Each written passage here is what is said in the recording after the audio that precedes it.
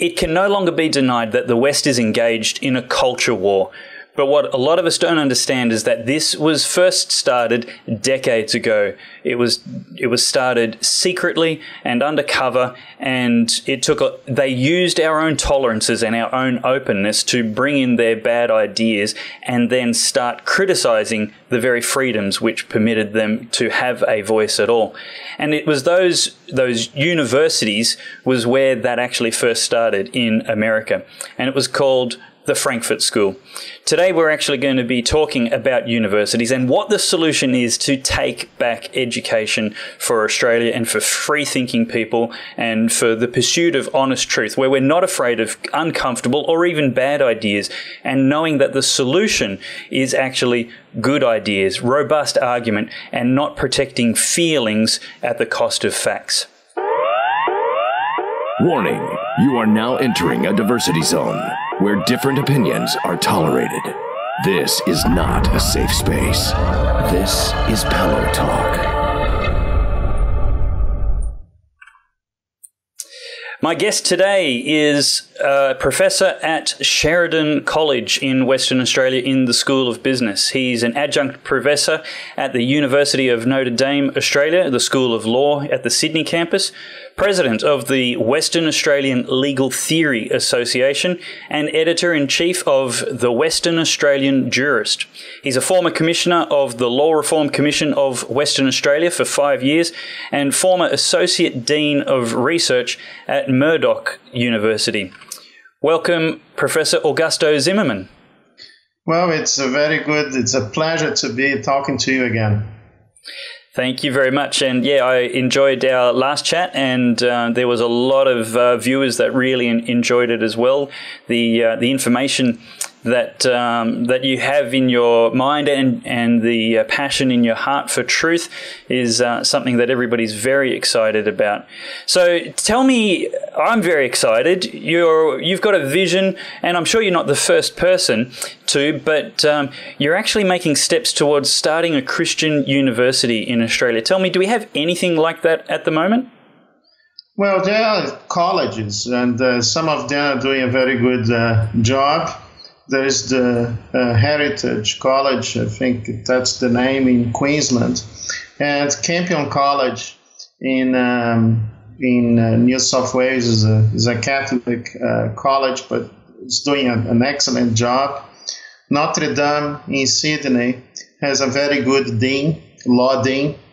His name is Michael Quinlan, and that's why I'm helping him, being an adjunct professor. But it's not nearly good enough. We really need to be taking more bolder steps and setting up more law schools and schools of government, because I believe that these are two crucial areas of society.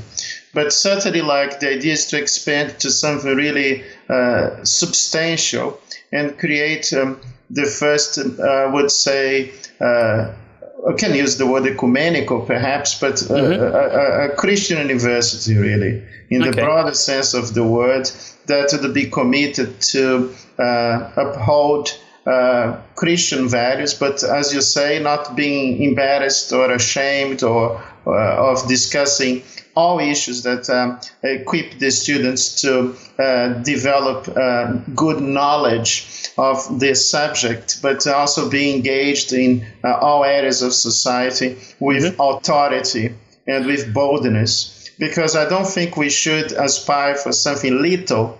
I'm not talking about creating a university that is going to be another university.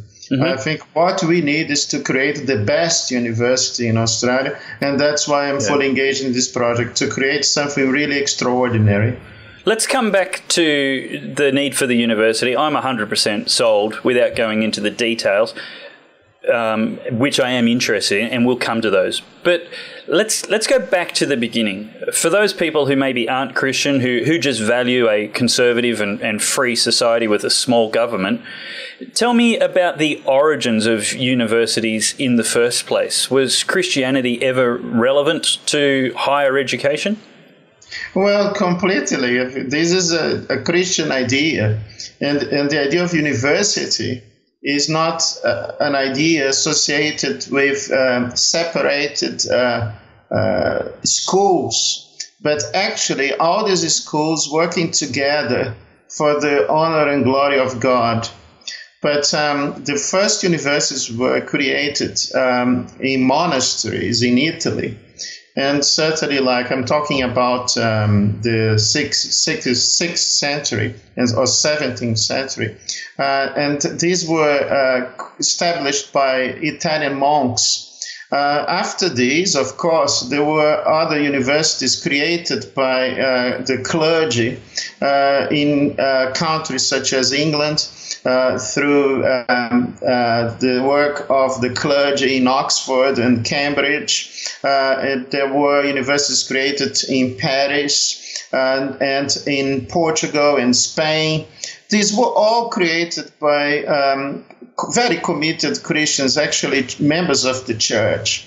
And after this, of course, we have the colonization of the Americans by the Europeans, and all these first universities in America, namely Yale, Harvard, all universities, I would say, were established by Christian denominations. For instance, Princeton was established by the Presbyterians, Harvard by the Congregationalists, and they were, even in their mottos, explicitly acknowledging the sovereignty of God. For instance, Harvard had its first motto in Christo Veritas, which means that in Christ the truth. Wow. Well, unfortunately, there is no Christ and perhaps not even the truth there anymore. That's a great motto. The motto is no longer in Christus or Christo Veritas. It's actually only Veritas now. But, the postmodern philosophy that are taught in their schools perhaps are not even acknowledging truth anymore. No, it's, what's the Latin word for human or man? Anthros? Yes. In Anthros Veritas is probably what it is now. Yes. But and that's humanism and relativism. Homini Veritas. The hominy, that's it. Hominy, very good. Homini Veritas. Yes. my dad's great with Latin, not me. So tell me, how did these universities, which had such great foundations, Yale, Oxford, Cambridge, how did they become rejecting of their foundations, rejecting of in Christos Veritas, the truth in Christ? Well, I think it was certainly a combination of factors, but there are two things that I think are very important. One is the age of science in the 19th century, whereby, Darwinism is actually a crucial factor.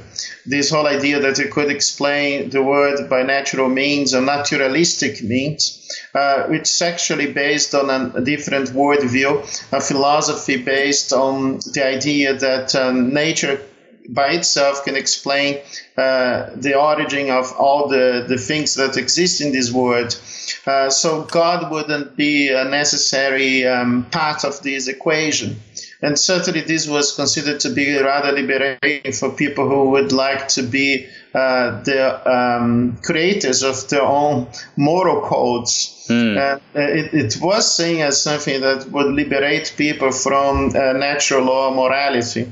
That was, for instance, the philosophy whereby the American constitutional law is based upon. So that this is a shift, and the shift from natural law theory towards legal positivism, this whole idea that man creates law and there is no higher law above than the law of the state. There's nothing above the law of man. And this is one of the things, and that was caused by the advancement of naturalistic philosophy in the 19th century. That was a false idea of science not being related to Christianity. As we know, science was developed by Christians. The whole scientific revolution was triggered because Christians believed that the world has order and the world has natural laws. And these laws would then prove the existence of God, because if you have a natural law, then you need to have a lawmaker, because there's no such thing as a law devoid of the existence of the creator of the law, the legislator, the ultimate legislator, namely God. This is one factor. I think the second factor is the idea that we should give a fair go to people who are not believers. And we started to allow them to be populating the academic staff of these universities. Well, unfortunately, we tend to be generous and compassionate. And I'm not saying unfortunately in this sense. Of course, you need to be compassionate and understanding of different philosophies and respect people's ideas. But the point is that these people started to not to retribute the generosity. They started to then become the heads of these different departments, and they started to see that Christianity and what they do were not entirely compatible, because they wanted to bring their own fellow travelers with them. So what happens is that once you get a Marxist very committed to the ideological cause heading a department, chances are that this person is going to discriminate against the people of different ideas. And they consider this as a kind of war, and they want to actually win the war. And that's why they would not invite people who are Christians to become staff, to be staff members of these different schools. So in the end of the day, these Christians started to not being able to get their jobs at these institutions. And now what I can say is that Harvard has been, or Yale has been completely disassociated from from their Christian foundations. And that's the main issue that's happening now. So what's the state of tertiary education in Australia? Is it more about education? And this sounds like it obviously is a leading question.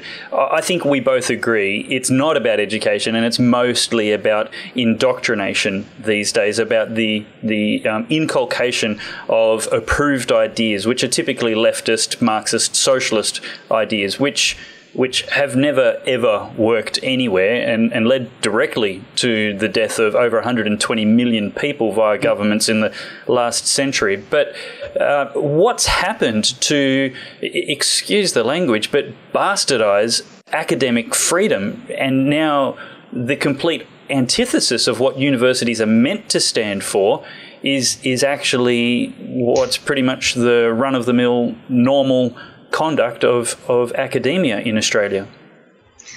Well, this is a very good question. I mean, for instance, what we had recently was the important postal survey on same-sex marriage.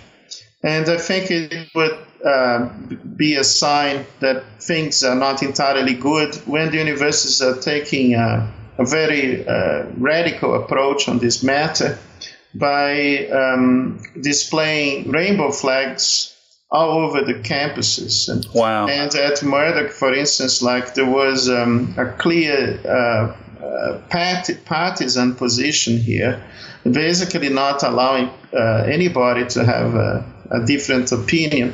For instance, I decided to test their tolerance by placing a sign basically saying that it's okay to say no, to see what happened, what would happen. And actually, my worst suspicions were confirmed, because that thing wouldn't stay on my door, the sticker, for more than 5 minutes. I ran out of stickers, because every time someone would take the sticker away, I would place another one. Oh, wow. And that went on for about 10 times until I gave up. But that displays the intolerance of these people.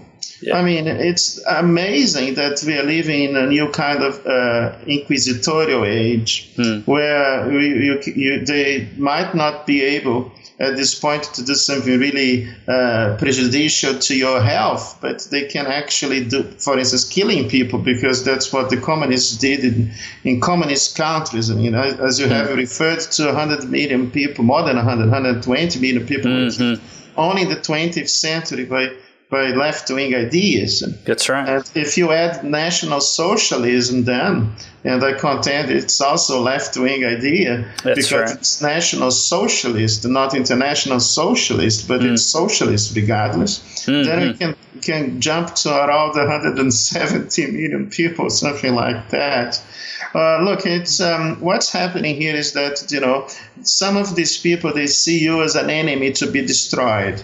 It's not so much that they want to be engaged in a civilized, rational debate, but they see you as an enemy.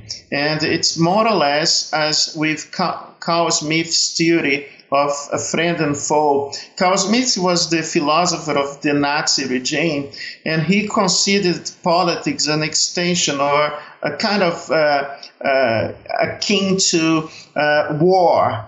And in a war, the enemy has to be defeated. So it's not so much that you're going to concede territory, or you're going to say that they might sometimes have some reason because you want to destroy the enemy. And that's what they do. They are not here to have an engagement in a debate. But, universities should be a place of discussion, of the pursuit of excellence, and certainly not a place to be persecuting people because they think different or a means of indoctrination. So would it be fair to say that the university conflict should be rhetorical, should be intellectual, should be academic? It should be two people on a stage exchanging ideas, debating, countering, refuting, rebutting, or even the exchange as there was around the time of the French and American revolutions, where people would write letters and they would publish articles and papers and thoughts and they would counter and openly attack and criticize each other, but it was always ideas. It was never attacking their career or their tenure or their income or their funding or anything else like that. It was a free engagement of ideas around that time with I think it was Burke and Payne who had a huge fight over which was the best way to recreate society and improve it. Well, I think that if you take into account what we have mentioned, namely the Christian foundations of universities, we have to bear in mind that this whole thing about free inquiry and even the scientific revolution in Europe, the Western scientific revolution, were activated by Christians who believed in the idea that they were not ashamed or afraid of engaging themselves in a robust discussion. The point is that when you actually turn this into something a little bit more a matter of blind faith, if I can say, if you started to believe that truth is relative, then you are going to be into trouble, because if someone feels that his or her idea is no longer accepted, it's as if the person himself or herself has been directly attacked. So it's like they take this on a personal level. And this is the result of the postmodern approach. Postmodernism inevitably leads to tyranny.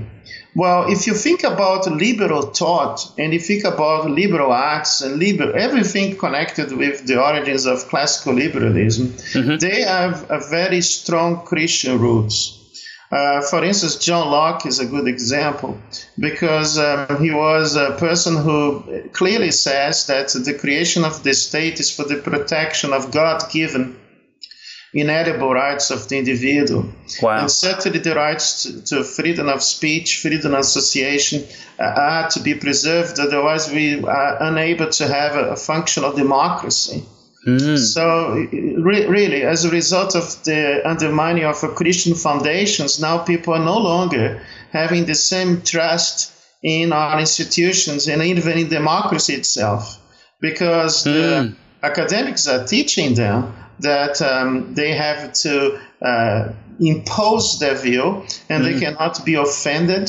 So if you say something that can be challenging to them, that will affect their comfortable position, and everybody wants to be sitting on a comfort zone now.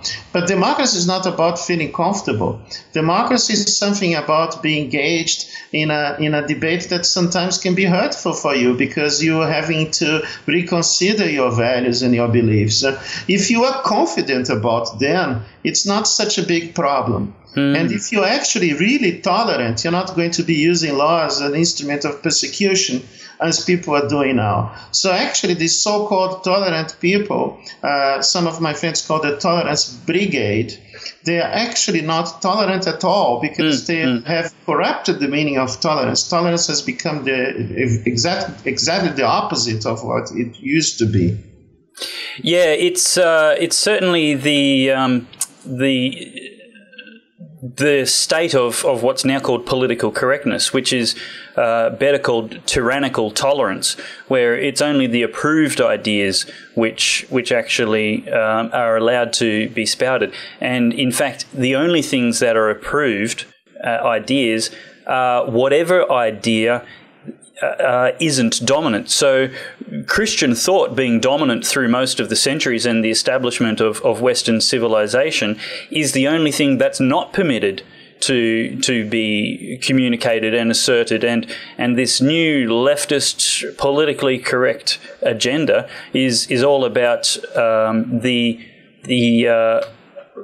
imposition of those leftist ideas. But what I want to know is what's the solution? Because it might be a lot of fear that's stopping Christian professors and conservative professors from speaking out. And I can testify personally that there are professors who've declined coming on my show because they are validly afraid of losing funding for the research of themselves and of the students, their doctoral candidates who are coming through, and they would rather get those people in place and get the funding in place by being quiet than by speaking out and having a robust debate. There's a very real awareness that they will lose funding for research, and that's pretty much how their careers are financed in Australia. So how do you overcome that, I guess, wise fear and change everything? Well, there is a good and a short answer for this. I think it's very important for us to develop a vision. I think in many ways these people are not entirely wrong, but they are not entirely correct. It's middle of the road. I think in many ways people are too afraid of challenging the establishment. At the university at Murdoch, when I was Associate Dean for Research and Director of Postgraduate Research, I used to teach constitutional law and legal theory over there. And I was highly regarded by my students. I was considered to be countercultural and very bold. And that made me appreciated by the students. I think what happens is that the Bible is very clear in the book of Revelation that the lukewarm you'll be vomited. And I think if you started to actually behave like an appeaser, your work will be completely irrelevant and unsubstantial. So in many ways, what made me... Is that a bit harsh? Well, I'm giving this interview to you. You got to know me because of my work. Yeah. If I tried to honor man and God, I would be despised by both. I do like that, and I'm sure your students like that about you too. Of course they like, and you know what? They are seeing that these people are now the status quo. So I, in many ways, feel myself like a left-wing radical from the 60s, you know. Good on you. Telling things that are subversive to the establishment. You are the heterodox. And that's the purpose of academia. And actually, I'm honoring my status as an academic. Yeah. That is to be being cutting edge, to be in many ways revolutionizing things. That's why perhaps I don't even like to use the word that I'm a conservative, because there's very little that I want to conserve in terms of what people are doing these days. Sure. Certainly what I want is to rescue our spirit of revolution that we had in the Western society that led to democracy, that led to the advancement of individual rights, and led to the good things we have now in the present time. But, if you do not know your roots, you are basically doomed to reverse into something that would be the real Dark Ages. I mean, these people talk about the medieval times, the Dark Ages, but I think the real Dark Ages are just coming now. Yeah. That's not a positive thought, but I think you're right. The Dark Ages were a time of suppressed thought, suppressed economies, suppressed freedoms, and that is, the demise of a civilization that we're facing if we don't fight for our culture. So tell me, back where we started, why does Australia need a Christian university? Well, I think it's just to be able to recover what we have lost. Certainly, it's very important to consider that we need to reestablish academic freedom in this country.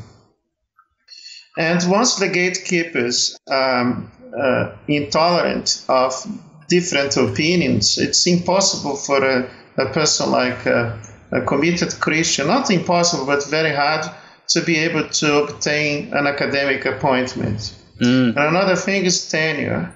Normally it's only given to people who played according to the system and in a proper way that pleases the elites, the academic elites. Unfortunately, this is not about being able to produce creative work anymore. So what we need is to go back to the basics of teaching academic inquiry, real research, and people who will be able to develop their work with freedom. And that's not what's happening these days. I mean, it's like another thing about this political correctness thing is that everybody is now afraid of discussing things even in class, because a student can actually lodge a complaint because you have been saying something that a feminist might not have liked, and perhaps she might call you a misogynic person or something like that. Misogynist, yeah. Misogynist, and or a homophobic, or perhaps Islamophobic, you name it. But these are actually medicalization of people who have a different opinion. And that's really a sign of the totalitarian mind of these people. When you actually called a person suffering from a medical condition just because you happen to have a different opinion. Yeah. So, look, it's a very oppressive environment. And certainly, some universities are imposing codes that are preventing academics to actually develop critical thinking at class. So does your vision for a Christian university essentially embody the opposite kind of thought control, where leftist ideas won't be tolerated, where, feminism, cultural Marxism, socialism, big government totalitarianism, where those things are squashed and not allowed to be articulated? Well, if you went to the bookshop and even the library at Murdoch, you would see that my students invited to actually, if possible, acquire a copy, but certainly not be ashamed of reading books that are not entirely in accordance with my worldview.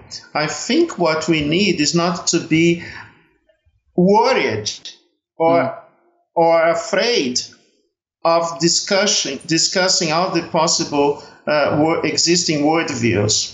So, for instance, like when I teach legal theory as a legal theorist, I do not just discuss Christian jurisprudence. I actually address feminist jurisprudence. I can speak with authority on Marxist jurisprudence, libertarian jurisprudence, and all sorts of different worldviews involved in my area. And you know what? Then the students will be able to make their own assessment of what I have provided. Yeah. But wouldn't it be better to get an advocate of those worldviews teaching those worldviews as opposed to somebody who's actually critical of them? Well, this is a good thing to perhaps be engaged in a debate. You know, we shouldn't be afraid of being engaged in a debate because we believe that our worldview, and I have to apologize for those who are not Christians, but I believe that my worldview is superior. So if I am very confident to be talking to anyone. And just in your...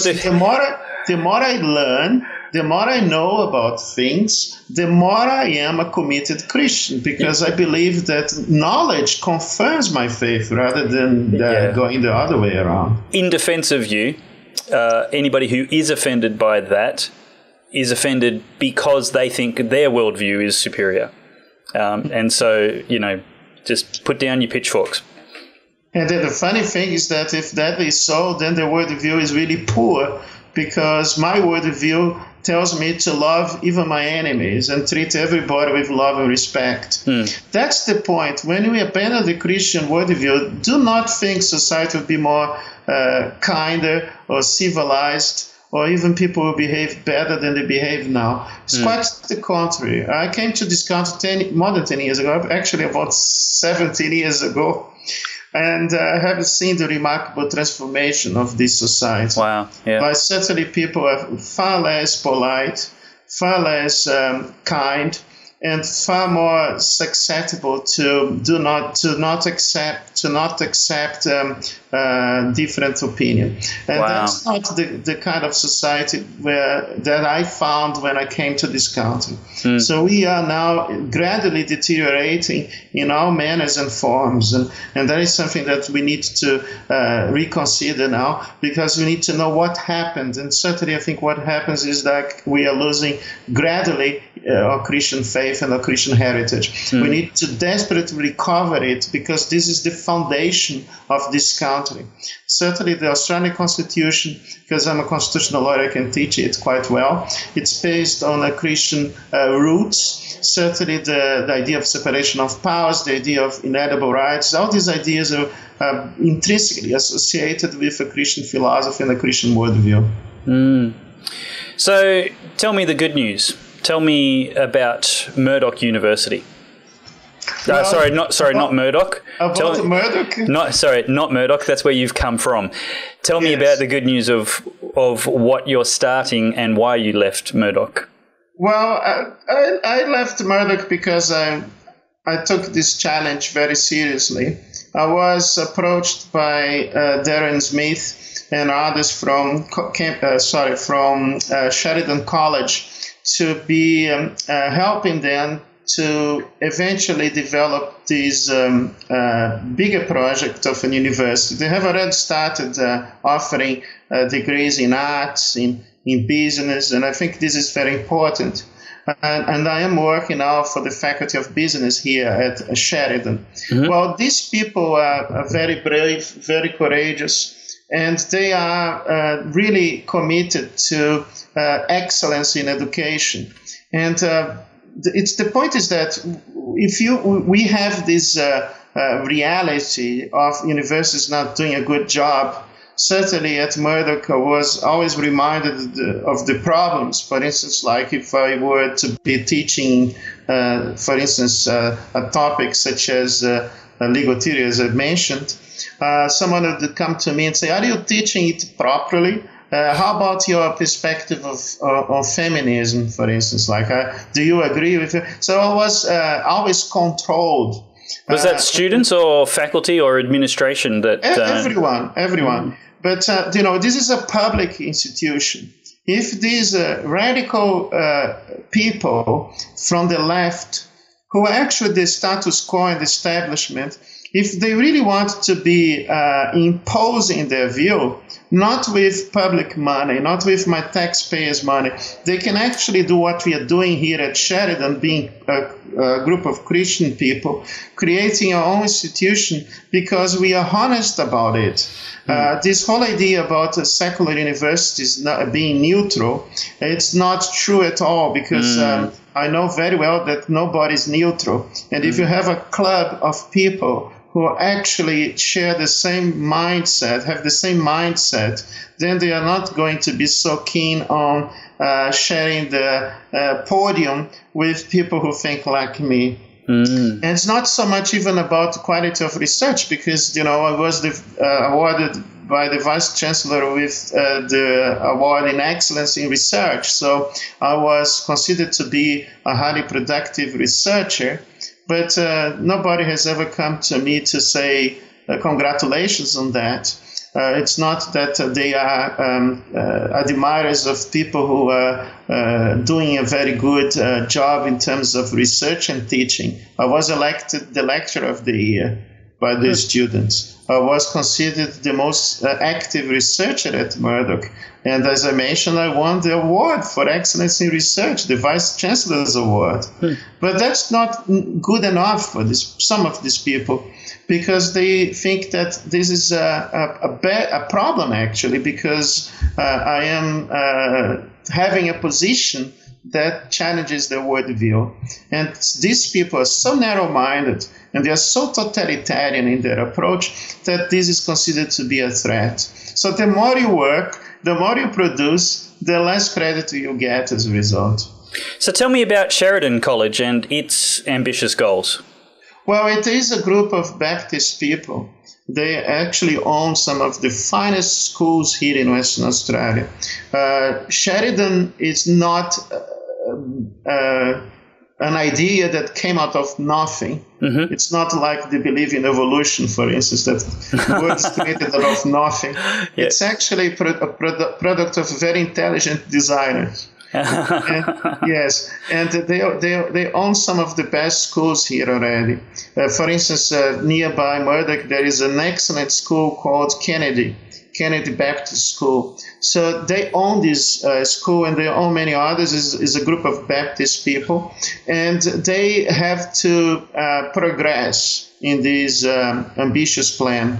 And certainly it's not just to create some of the best schools that's good enough, because even if they manage to educate their kids properly in these high schools, chances are that these students will, when they go to places, other universities, they lose their faith. They might lose their faith because they'll be bombarded by ideas and that are not entirely in line with the ideas that their parents taught them. So the parents are concerned about this. They just want to have a normal, decent education or better saying, a better quality education. They want the students, the kids being outstanding, being excellent in doing their jobs, and achieving a good prospect to have a good career and be successful in their careers. That's what Sheridan is offering. I think what Sheridan will do is to base itself on Christian principles, that's for sure, but also hiring the best staff possible. We are not going to be a third-rate university, or not even the same rate at the same rate of the other universities. We want to be excelling and create certainly not just another one, but the best university in Australia, even if possible. So that's my goal. I'm here because I believe this is completely achievable, and I will do everything that I can to make this dream come through and be a reality here in Australia. That's fantastic. So, in a nutshell, how soon can parents send their kids to Sheridan College, a Christian university, to get training for a career without the assault on their faith that they get from other universities? They should come as soon as they can. You ready and taking students right now? We are taking students right now. What schools are people enrolling in to train for careers in? We have business, we have arts, and education as well. Mm-hmm. And but is science far away? Not far away. By the way, science is definitely not far away. Mm-hmm. And so science is another area that we very much want to develop. They are developing this area. I will be in charge of preparing the law school, if possible. Great. We will be working on this. And also a school of governance or government. Wow. And that's the school to equip these people to perhaps work at the public sector. Mm-hmm. And certainly, that's what I believe, that we need to have a law school that is very keen on engaging students to be working for the government, to be perhaps politicians.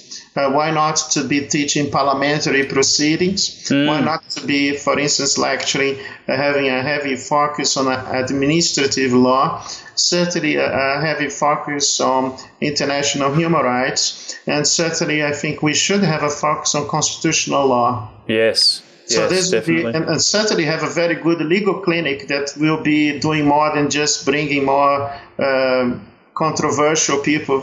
Like, for instance, at Scales at Murdoch, they have a legal clinic that is helping so-called refugees. I think we need to bring the real ones. I think it's very important to have a legal clinic that brings people who are really suffering from persecution. For instance, the Christian minorities in the Middle East. Of course. And I think they should be given preference. So we are going to be able to help the real people, the real persecuted people, for instance, victims of anti-discrimination laws that are victims of free speech issues, for instance, because they have fought against discrimination and they have been discriminated against as a result, or because they have manifested a reasonable opinion and they have been punished for that. Anybody who is victim of oppression, everybody who is destitute, everybody needing to have justice provided will be protected by us. We are going to set up a legal clinic to help the poor, to help the destitute, and Brilliant. to do justice in this country. Lovely, good vision. What about journalism? Have you got degrees in journalism yet, or coming soon? It's certainly so. That's certainly in our view.